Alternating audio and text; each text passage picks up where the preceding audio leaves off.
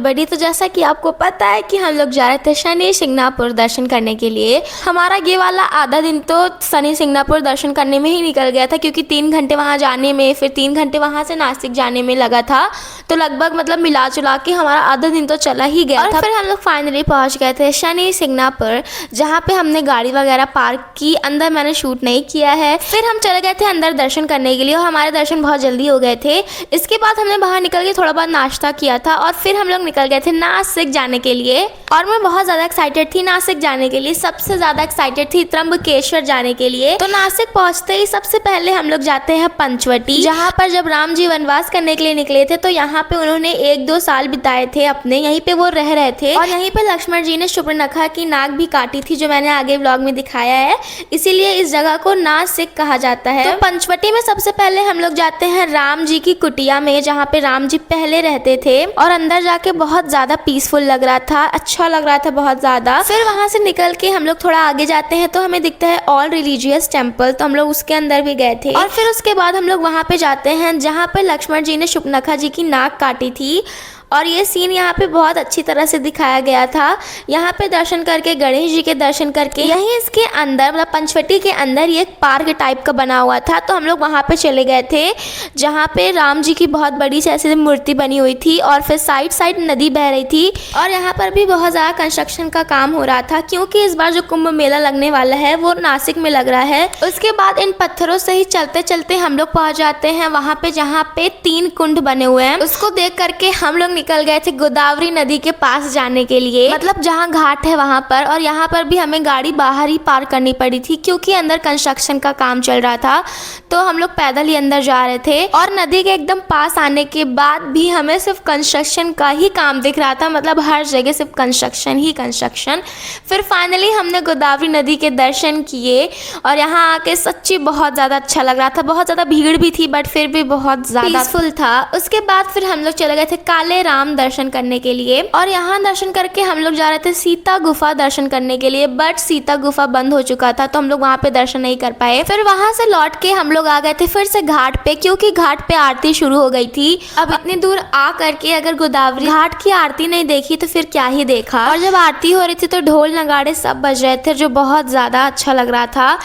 तो इतनी अच्छी आरती देख करके हम लोग का तो मन ही नहीं रहा था यहाँ से जाने का, बट हम लोग को निकलना तो था ही। और फिर हम लोग यहाँ से निकल जाते हैं और जाते हैं कार के पास, जहाँ पे हमने पार्क की थी अपनी कार। फिर वहाँ से हम लोग बैठते हैं कार में और निकल जाते हैं त्र्यंबकेश्वर जाने के लिए। और सच्ची उस दिन मौसम बहुत ज़्यादा अच्छा था और सनसेट भी बहुत ज़्यादा प्यारा लग रहा था।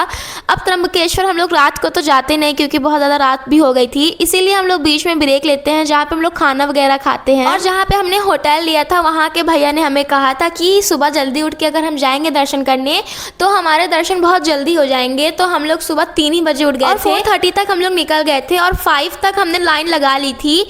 5 बजे लाइन लगाने के बावजूद हमारे दर्शन 9:30 बजे हुए, मतलब 9:30 बजे हम लोग दर्शन करके बाहर निकले। और यहाँ पे मौसम बहुत ज़्यादा अच्छा हुआ था। बीच में मैंने शूट नहीं किया क्योंकि मैं नींद में थी।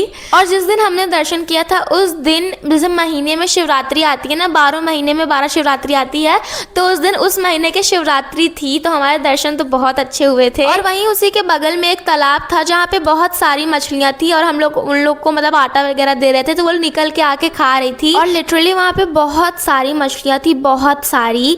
और पीछे साइड जो पहाड़ दिख रहा था वो था ब्रह्मगिरी रेंज, जिसको देखने के लिए मैं बहुत ज़्यादा एक्साइटेड थी। और इसको देख के तो मैं बहुत ज़्यादा खुश हो गई थी, मतलब बहुत ज़्यादा अच्छा लग रहा था। और सुबह सुबह धूप भी नहीं निकली थी तो मौसम भी बहुत अच्छा हुआ था। इवन थोड़ा बारिश का मौसम था तो वो बहुत ज़्यादा अच्छा लग रहा था। और सच्ची ये सीन बहुत ज़्यादा हार्ट वार्मिंग था, मतलब मुझे तो बहुत ज़्यादा हार्ट वार्मिंग लग रहा था, बहुत ज़्यादा अच्छा लग रहा था। एंड लिटरली जहाँ जहाँ मैं अभी जितने भी ज्योतिर्लिंग गई हूँ, हर ज्योतिर्लिंग का सीनिक व्यू बहुत ज़्यादा अच्छा था और इसका भी बहुत ज़्यादा अच्छा था। मतलब महादेव जहाँ जहाँ बसे हैं उस जगह को स्वर्ग बनाने में बिल्कुल कमी नहीं छोड़ी है। फिर यहाँ से दर्शन करके हम लोग निकलते हैं और बाहर निकल के हम लोग खाते हैं डोसा, जिसको मैंने शूट नहीं किया है। उसके बाद फिर हम लोग निकल गए थे यहाँ से मुंबई जाने के लिए। मतलब उसके पहले हम लोग भिवंडी जा रहे थे, वहाँ पे हम लोग आज रुकने वाले थे, क्योंकि यहाँ से मुंबई जाने में 2-3 घंटा 4 घंटा लगता, तो इसीलिए हम लोग पहले भिवंडी जा रहे थे वहाँ पे हम लोग आज रुकते, उसके बाद कल निकलते हम लोग मुंबई घूमने के लिए। और हम लोग ब्रह्मगिरी पर्वत, जो ब्रह्मगिरी रेंज था, उसके पीछे वाली रोड से जा रहे थे, तो पीछे से भी व्यू बहुत ज़्यादा अच्छा लग रहा था। मैं तो पीछे बैठ के वीडियो बना रही थी, बट आगे से व्यू बहुत ज़्यादा अच्छा लग रहा था।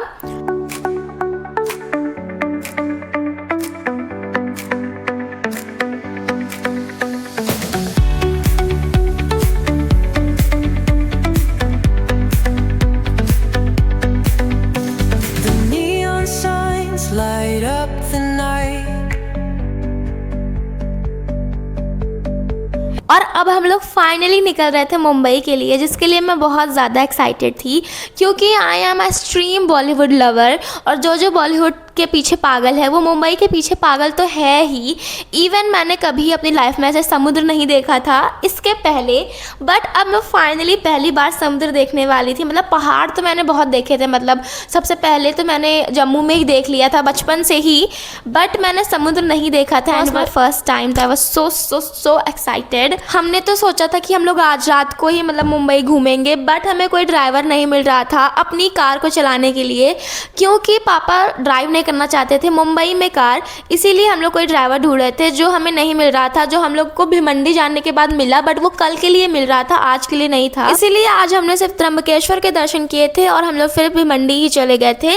बीच में बहुत सारे शूटिंग स्पॉट्स आए थे, जो पापा हमें दिखा रहे थे कि यहाँ पे शूटिंग होता है, यहाँ पे होता है, तो वी वर सो एक्साइटेड।